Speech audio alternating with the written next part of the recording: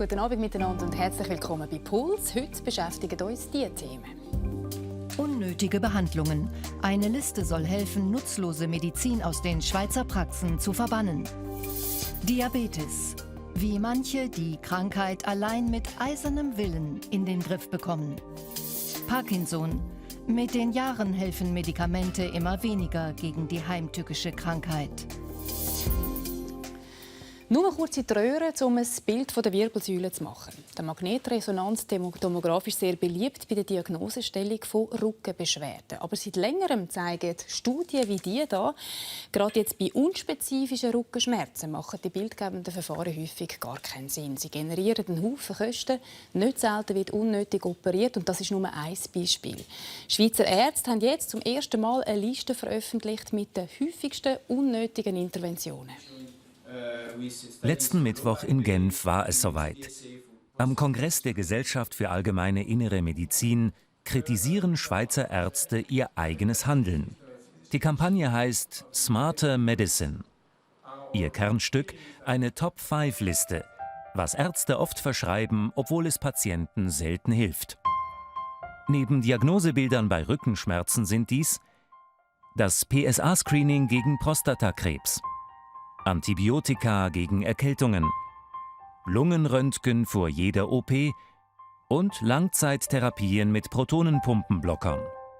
Christoph Meyer, Internist aus Zürich, hat zusammen mit einer Expertengruppe diese Liste erstellt. Lang hat Medizin und auch Patienten gemeint, je mehr, desto besser. Und wenn jemand nicht immer alles macht, dann ist das ein schlechter Doktor oder ein schlechtes Spital. Heute hat sich das Bewusstsein ausgehend von den USA gewandelt. Man weiss, bei gewissen Sachen ist es tatsächlich wirklich besser für die Qualität, wenn man Sachen nicht macht. Diese Einsicht hat ihren Ursprung in den USA. Dort läuft ein ähnliches Projekt namens Choosing Wisely bereits seit mehreren Jahren mit Erfolg. Das Resultat? Rund 60 Listen, veröffentlicht von Ärztegesellschaften aus unterschiedlichsten Fachrichtungen, mit zusammengezählt über 250 häufig unnötigerweise verordneten Abklärungen und Therapien. Und auch in der Schweiz soll es nicht bei dieser einen Liste bleiben. Denn wenn die Ärzte nicht von sich aus handeln, verlieren sie an Einfluss. Eine bedenkliche Entwicklung, findet Kampagneninitiator Jean-Michel Gaspo. Es stimmt, dass es in anderen Ländern großen Druck von Seiten der Regierung, wie zum Beispiel in den USA, aber auch von Seiten der Krankenkassen gibt, eine gewisse Anzahl von Therapien nicht mehr zu vergüten. Es ist deshalb besser, dass sich die Ärzte selbst überlegen, welche Therapien braucht es und welche nicht, als dass dies von außen entschieden wird. Ob es allerdings mit einer neuen Website und Informationsbroschüren getan ist? Hier wollen Ärzte Bewusstsein schaffen für längst überholte medizinische Maßnahmen. Maßnahmen allerdings, über deren fehlenden Nutzen ohnehin längst Einigkeit besteht. Schließlich sind viele der Studien, aus deren Erkenntnissen die Liste erstellt wurde, seit Jahren bekannt. Auch den Kongressteilnehmern. Nein, sie haben mich nicht überrascht, weil es sind Sachen, die man eigentlich schon länger Zeit überlegt, bringt es etwas oder nicht? Nein, also ich glaube, man könnte das noch ergänzen durch Ring 20 andere. Überrascht bin ich nicht, aber ich denke, die Umsetzung wird sehr schwierig sein. Die Kampagne sorgt für Gesprächsstoff. Denn bei aller Selbstkritik forscht man nach den Ursachen der Misere, landet man schnell beim System und beim Patienten. Was in der Medizin fehlt, ist eigentlich vor allem Zeit. Die Zeit zum Hören aufeinander, Arzt und Patient, und die Zeit zum Nachdenken und dann miteinander entscheiden. Da müssen wir auch etwas machen. Bei der Umsetzung ist das Hauptproblem, dass wir einen sehr hohen Überzeugungsaufwand haben in der Praxis. Ich habe fast monatlich Patienten, die ich darauf hinweise, dass wir unnütze Sachen machen. Und die Kritik ist einfach, dass sie den Hausarzt wechseln. Und Patienten müssen lernen, dass nicht alles, was irgendwie mehr ist, auch gut und nützlich und unschädlich ist, sondern im Gegenteil. Am Schluss also scheint es, als seien die Patienten selbst schuld an den unnötigen Therapien. Die Präsidentin der Schweizerischen Patientenstellen, Erika Ziltener, unterstützt zwar die Kampagne, sieht aber eindeutig die Ärzte in der Pflicht. Patientinnen und Patienten die Schuld geben oder die Verantwortung abschieben, das geht jetzt gar nicht. Es ist der Arzt, die Ärztin, die entscheidet, welche medizinische Behandlung hat welchen Nutzen für die Patientin. Und deshalb brauche es auch mehr als nur eine Informationskampagne. Sonst bleibe alles beim Alten. Und dann braucht es eine nationale Stelle, ein Zentrum, wo man wirklich danach schauen kann, wie ist die Qualität dieser Leistungen, was ist der Nutzen für Patientinnen und Patienten. Man braucht eine Stelle, oder die Stelle muss können auch überprüfen, kontrollieren und im schlimmsten Fall halt sogar sanktionieren. verpufft die Kampagne am Ende ohne nachhaltige Wirkung, folgt also der Ruf nach Kontrolle und Sanktionen. Ein Albtraum für die Ärzte, die ohnehin über zu viel Bürokratie und Administration klagen. Aber vielleicht braucht es gleich so eine übergeordnete Stelle, wo die Ärzte auf die Finger schauen, wenn das sonst nicht klappt. Das wäre für mich wirklich auch ein Albtraum. Nochmal mehr Bürokratie, gerade jetzt, wo man eigentlich den Job vom Grundversorger wieder ein bisschen attraktiver machen will. Und man hat bis jetzt wirklich noch nie, auch in anderen Ländern, können zeigen, dass so eine Kontrollinstanz wirklich nach der Qualität verbessert. Das ist bis jetzt nicht gelungen. Aber was soll denn so eine Liste jetzt konkret bringen? Ich glaube, erstens einmal ist es ein Zeichen, dass die Grundversorgergesellschaft versuchen, ihre Medizin anzuschauen, schauen, was ist jetzt sinnvoll und dann auch schauen, was sind die neuen Erkenntnisse, die wir daraus ziehen. Und dann kann ich es ganz konkret vielleicht eben brauchen im Gespräch mit dem Patienten, um zu zeigen, es ist nicht nur, dass ich jetzt sparen will, weil ich vielleicht das MRI nicht machen will, sondern es ist ein Konsens, also eine gemeinsame Idee da, so wird man Führung gehen. Und dann kann ich es als Hausarzt brauchen, die Liste im Gespräch. Ich denke, das könnte es sicher nützen. Ja. Wie häufig erleben Sie denn, dass Patienten eben schon mit fixen Vorstellungen kommen, was sie jetzt eigentlich verschrieben hätten? Ja, es ist auch im Beitrag gesagt worden, das erlebt man schon immer wieder, dass der Patient kommt. Ein gutes Beispiel ist der Husten, der seit 2-3 Wochen schon andauert, also ein Infekt von der oberen Luftweg. Und die Leute kommen und sagen, so, und jetzt muss etwas gehen, jetzt will das Antibiotikum, obwohl man x-mal nachher schon gesagt hat, die Antibiotika nützen nichts gegen Viren. Und ich kann das auch begreifen, weil er hat wirklich langsam die Nase voll.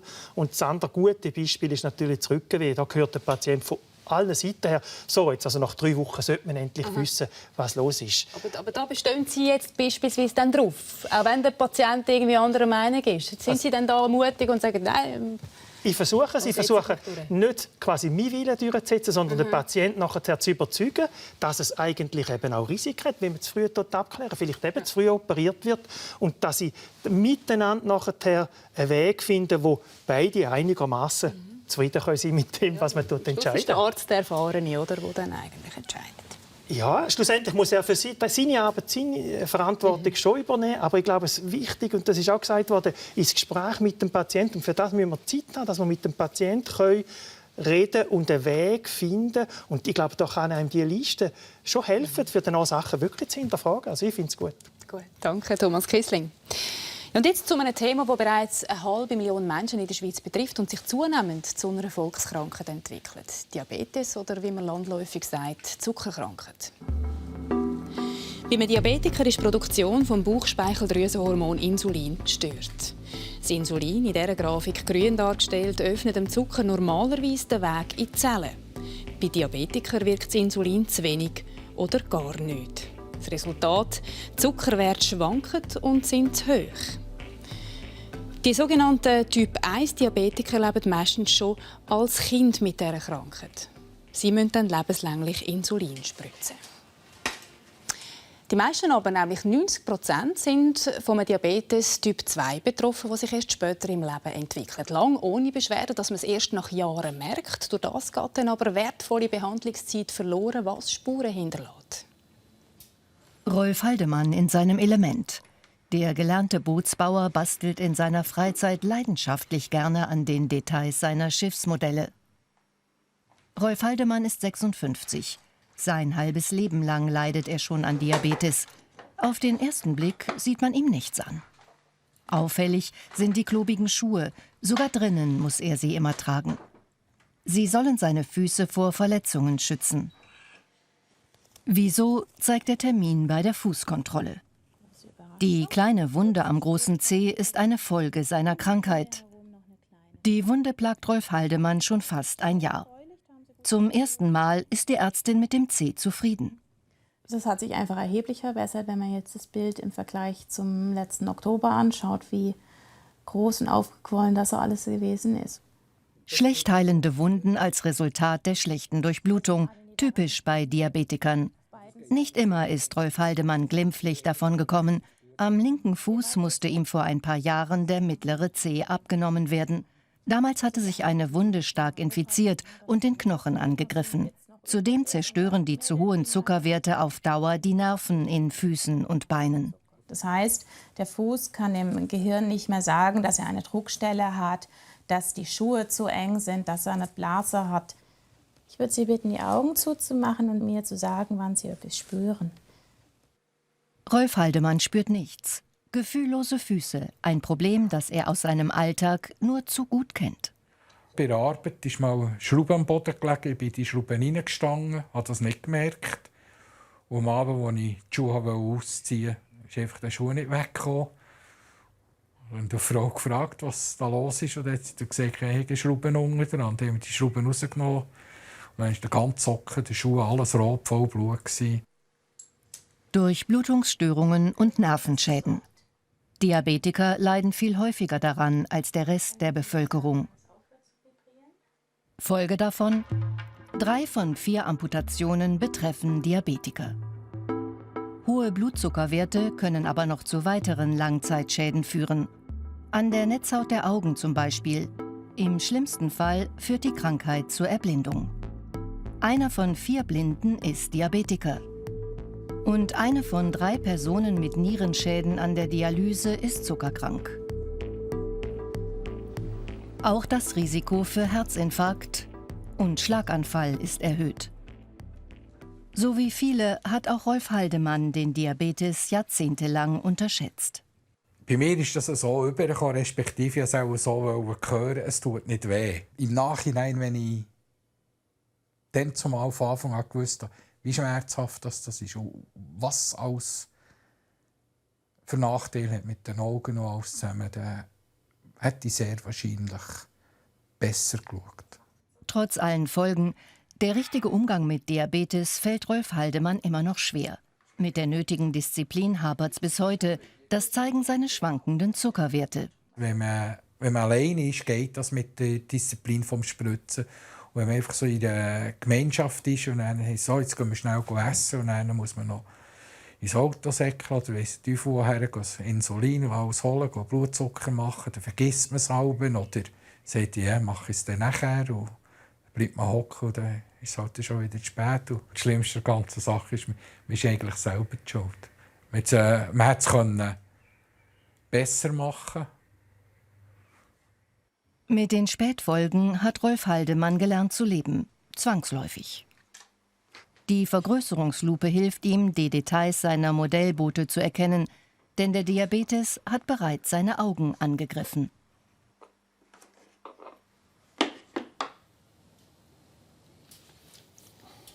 Es braucht Selbstdisziplin, Frank Achermann. Sie sind Diabetologe aus Luzern und die aufzubringen scheint ganz eine grosse Herausforderung zu sein. Ich glaube, ja, das ist das Schwierigste überhaupt.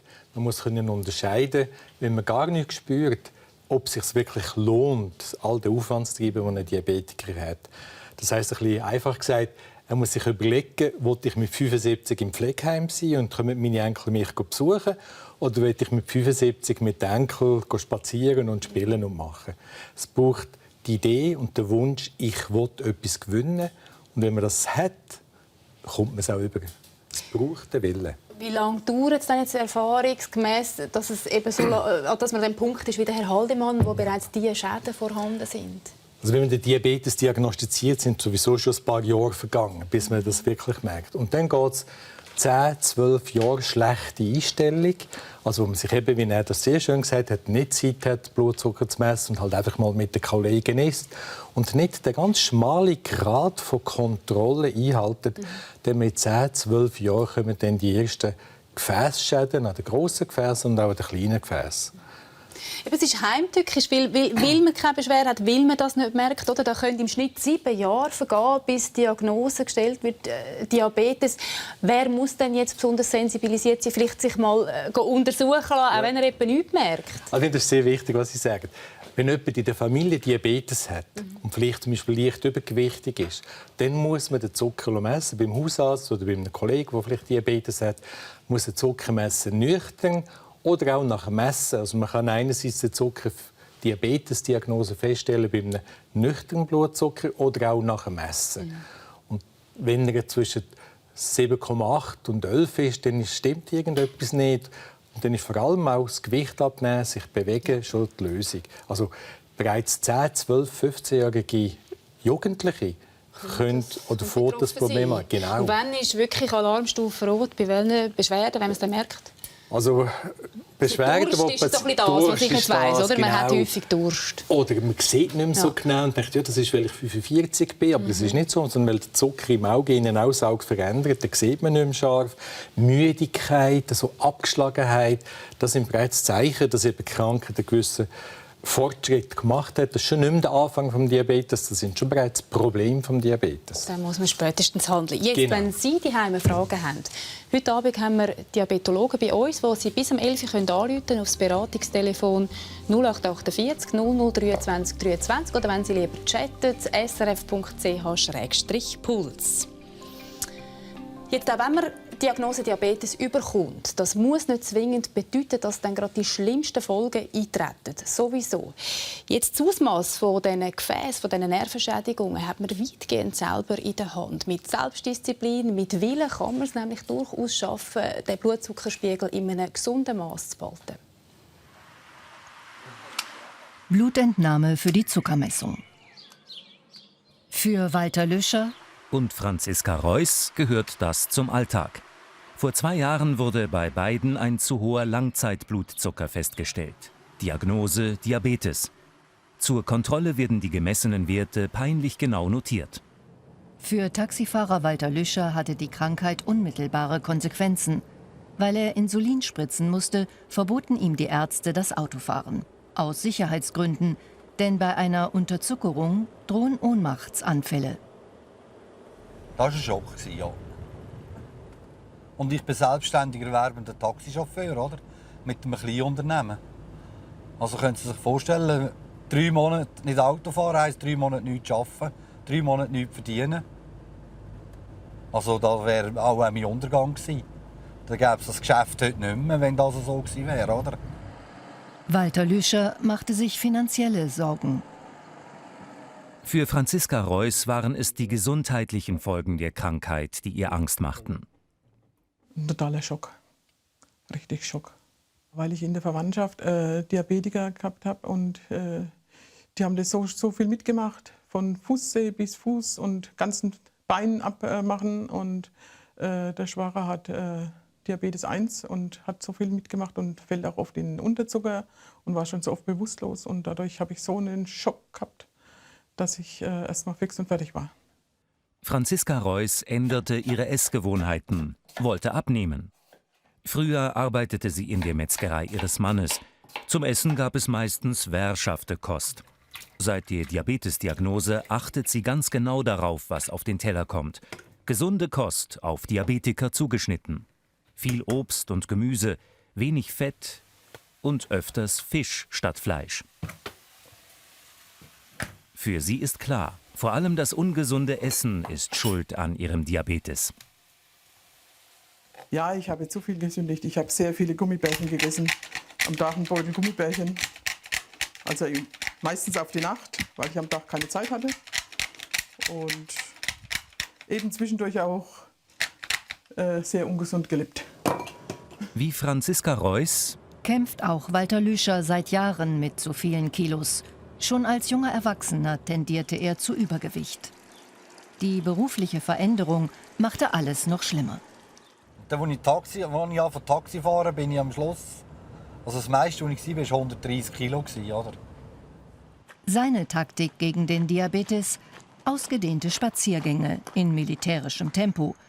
Regelmäßig 10-12 Kilometer legte der 53-Jährige zu Beginn zurück. Und zum ersten Mal wurde Abnehmen zum Thema. Also in erster Linie habe ich sicher Portionen halbiert. Habe ich fast müssen, ich habe sie abgewogen, oder? Also wenn ich sie das erste Mal abgewogen habe, habe ich gedacht, nein, das kann nicht sein. Das ist ja nur ein Hämpfchen, oder? Man verschreckt ein ziemlich. Wenn man vorher so 2 Teller Spaghetti gegessen hat, hat es im Prinzip fast nur eine halbe gegeben, oder? Die Disziplin zahlte sich aus. Mit den Kilos purzelten auch die Blutzuckerwerte. Nach gut einem Monat war Walter Lüscher weg von der Insulinspritze und durfte sich wieder ans Steuer setzen. Von über 13% brachte er seine Blutzuckerwerte dank Fitness- und Ernährungsprogramm unter die kritische Grenze von 7%. Heute reichen ihm 2 Tabletten täglich. Wenn ich jetzt auf die 90 Kilo runtergehe, besteht sogar die Hoffnung für mich, dass ich sogar mit den Tabletten weg kann. Und das ist natürlich mein nächstes Ziel. Ein Ziel, das Franziska Reuss bereits erreicht hat. Und zwar mit konsequentem Training in der Diafit-Gruppe. 5-mal pro Woche 1 Stunde Training. Die gemeinsame Aktivität ist für Franziska Reuss dabei der erfolgversprechende Vorteil. Ja, dass es in der Gruppe ist, dass es mehr Spaß macht und dass man es dann regelmäßig auch macht. Dass man regelmäßig Sport treibt und wenn man allein ist, macht man es doch nicht so regelmäßig. Und so macht man es regelmäßig. Die Stunde ist festgeschrieben. Mit Sport- und Ernährungsumstellung hat Franziska Reuss in 2 Jahren 20 Kilo abgenommen. Parallel haben sich dabei auch ihre Blutzuckerwerte vom roten zurück in den grünen Bereich verschoben. Heute hat sie die Krankheit ohne Medikamente im Griff und spürt positive Veränderungen. Ja, ich bin beweglicher, ich muss nichts mehr so schnauf, ich habe also anderes Lebensgefühl, andere Lebensqualität. Ich fühle mich wieder jünger. Ich war mal uralt und jetzt bin ich wieder jünger. Franziska Reuss und Walter Lüscher. 2, die es dank der nötigen Motivation und mit viel Disziplin geschafft haben. Ja, Respekt und ein Hoffnungsschimmer sicher für alle, die vom Diabetes Typ 2 betroffen sind. Oder sind das jetzt besondere Ausnahme-Vorzeigebeispiele? Also ich finde das 2 oder 3 sehr sympathische Leute und die zeigen auch, dass man etwas machen kann, wenn man sich einsetzt. Sie haben ja gesehen, den Aufwand, was es braucht, aber man hat auch Erfolg und was man bekommt, ist mehr Gesundheit. Ich glaube, das ist das, was man klar machen muss. Mehr Gesundheit bekommen für in 10 oder in 20 Jahren. Wie wir es schon am Anfang gesagt haben, setzen die Leute sehr gut um. Also ich finde, gratuliere, ist schön. Ja, aber das Rezept, also sportgesunde Ernährung, das gilt ja für ganz viele chronische Erkrankungen. Ernährungsumstellung, da braucht man wahrscheinlich ein bisschen Hilfe. Sport, was ist denn das Maß? Braucht es jetzt jeden Tag 1 Stunde, wie wir hier gesehen haben? Oder also, ist das? Ich glaube, wenn man jetzt Diabetes hat, sind ja häufig Leute, die haben eigentlich nie mehr sich gross bewegt. Die sind vielleicht nur den Haushalt gemacht oder schnell einkaufen. Wenn jemand anfängt mit Diabetesdiagnose und man sagt, man muss Sport machen, dann heisst das, man mehr körperlich aktiv sein. Man muss in ganz langsamen Schritten nach einem halben Jahr oder 3/4 Jahr vielleicht zu dem kommen, dass man 1 Stunde wieder sehr stramm, kräftig wandert. Ja, nicht von Anfang an viel machen, es gibt Muskelschmerzen, Gelenkprobleme. Das wäre nicht das Ziel. Man muss nicht gross schwitzen, aber einfach so ein bisschen ins Schnaufen kommen. Genau. Das Ziel ist eine ausdauerkörperliche Betätigung, die man am liebsten über 3/4 Stunde, wenn es nach ein paar Monaten ist, machen kann. Und das stellt den Stoffwechsel um. Das ist ideal. Es sind sicher noch ganz ein Haufen Fragen, die Sie jetzt dann auch anschliessend im Experten-Chat beantworten. Ich bedanke mich schon mal für das Gespräch. Okay. Herr Achermann. Also zum Thema Diabetes können Sie heute Abend noch bis um 11 Uhr anrufen oder chatten. Die Nummer vom Beratungstelefon ist 0848 00 23 23 und der Link in den Experten-Chat srf.ch/puls.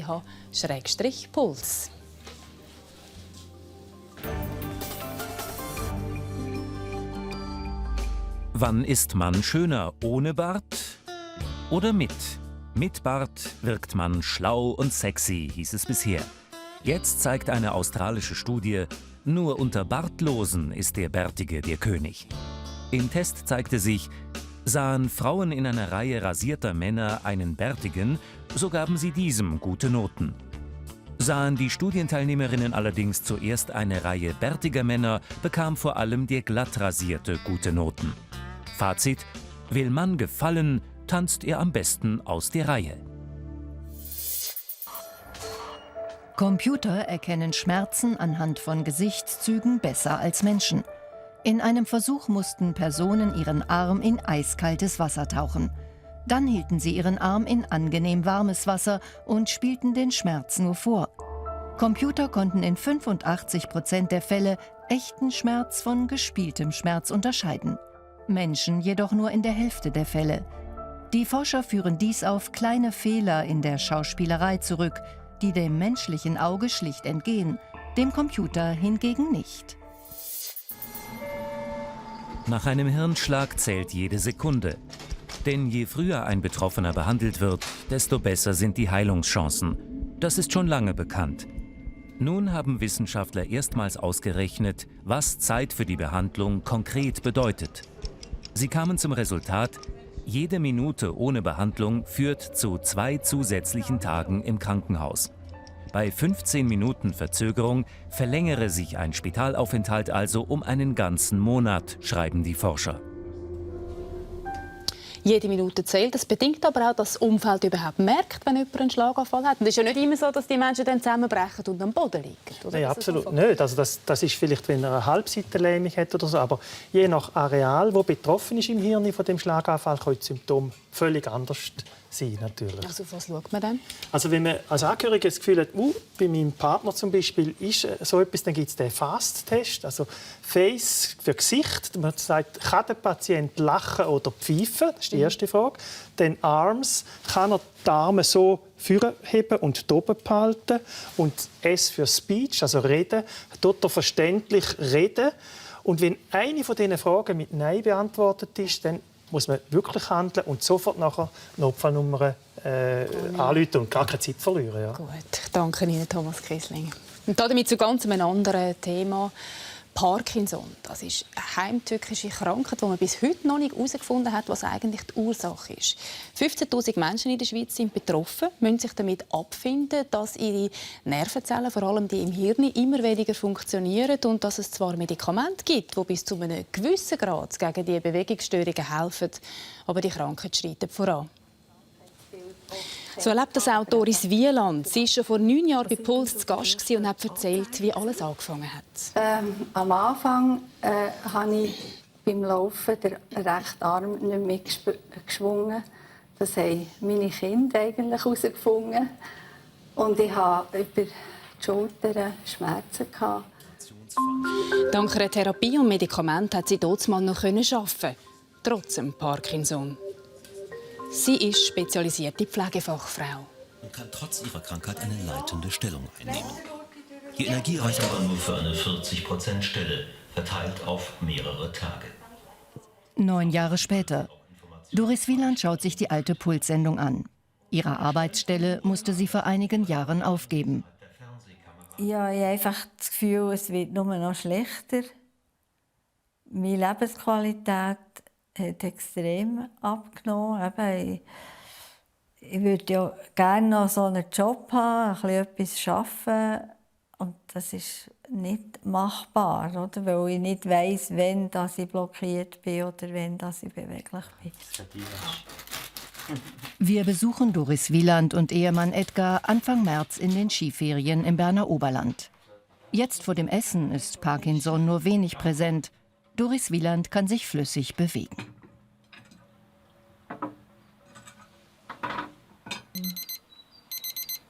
Die Tablettendose mit dem eingebauten Wecker ist ständiger Begleiter im Leben von Doris Wieland. Alle 1,5 Stunden muss sie eine Tablette einnehmen, doch die Wirkung ist nicht mehr so wie früher. Ich habe gewusst, ich kann ein Matopan nehmen und das wirkt 2,5 Stunden. Und dann kann ich das nächste nehmen und das wirkt genau gleich wieder so. Und jetzt kann ich ein Matopan nehmen und weiss nicht, bin ich blockiert, habe ich Dyskinesie, kann ich laufen. Alles das ist das, was das Problem ist. Doch wenn alles stimmt, wagt sie sich auf die Skipiste. Hier kann sie für einige Momente ihre Krankheit vergessen.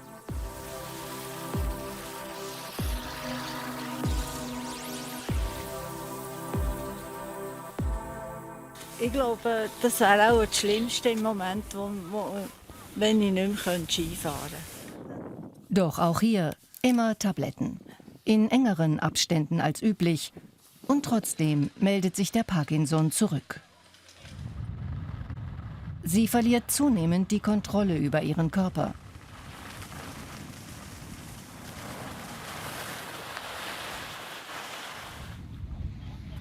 Doris Wieland kapituliert.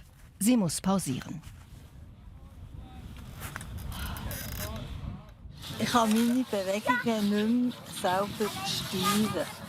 Auch die Sprache ist schwierig jetzt. Es ist nicht eigentlich eine Blockade. Es sind Dystonien. Das hat mehr etwas mit dem Muskel zu tun. Aber es sind eben alle Muskeln vom Körper betroffen. Sie fährt auch nachher nicht mehr. Zu mehr als 2 Stunden Skifahren hat's heute nicht gereicht. Am Abend, jetzt ist ihr Körper blockiert. Einer der Zustände bei Parkinson.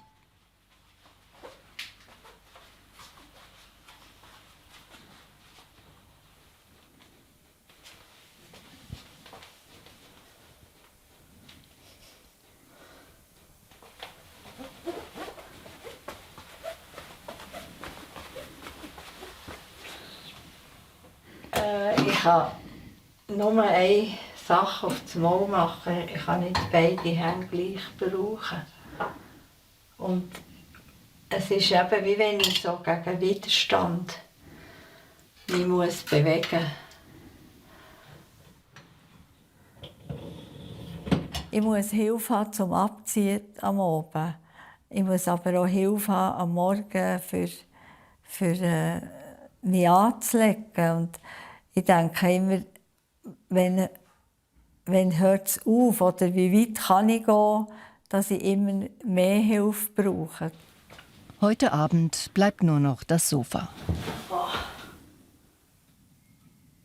Und das Stricken. Doch auch das geht für einmal nicht mehr. Das ist einfach so. Am nächsten Morgen das andere Gesicht von Parkinson. Sie ist überbeweglich. Wie lange das anhält, weiß Doris Wieland nicht. Es kann Tage geben, wo ich ständig so bin. Überbeweglich oder blockiert. Etwas dazwischen gibt's für Doris Wieland immer seltener, trotz allen Medikamenten. Aber nebst den Medikamenten gibt es in der Behandlung von Parkinson erst eine Alternative. Das ist die Operation am offenen Hirn. Dabei werden feine Elektroden implantiert bei wachem Zustand. Die Elektroden sollen dann nachher im Hirn mit Stromstößen Symptome unterdrücken. Wenn die Tabletten nicht mehr nützen, nützt es ja auch nichts, wenn ich weiterhin Tabletten nehme, noch und nöcher, dann muss es ja etwas anderes geben. Und das ist jetzt halt die Wahl, die ich noch habe. Zuerst muss aber abgeklärt werden, ob für Sie überhaupt so eine Operation in Frage kommt. Und das sehen Sie dann nächste Woche bei uns. Dann haben wir noch einen Aufruf in eigener Sache. Wir suchen für einen Beitrag Raucher, die definitiv aufhören wollen. Und zwar schicken wir sie dann in einen Raucherentwöhnungskurs und beobachten, wie sich der Körper vom Nikotin erholt. Der Kurs startet am 27. Mai im Aargau und alle Infos dazu finden Sie im Netz. Rubrik Puls sucht srf.ch/puls. Dort befindet sich auch unser Expertenchat, wo Sie heute Abend noch Fragen stellen können rund ums Thema Diabetes. Sie können chatten oder auch anrufen aufs Beratungstelefon 0848 00 23 23. Im Wirtschaftsmagazin «Eco» äußert sich heute Abend der SWOT-Chef Nicolas Hayek zum Nein zur Mindestlohninitiative. Und im 10 vor 10 erfahren wir, wie Christine Büssard den Bundesrat schon wieder in die Knie zwingt. Und damit wünschen wir Ihnen jetzt einen schönen Abend und eine gute Woche miteinander. Auf Wiedersehen.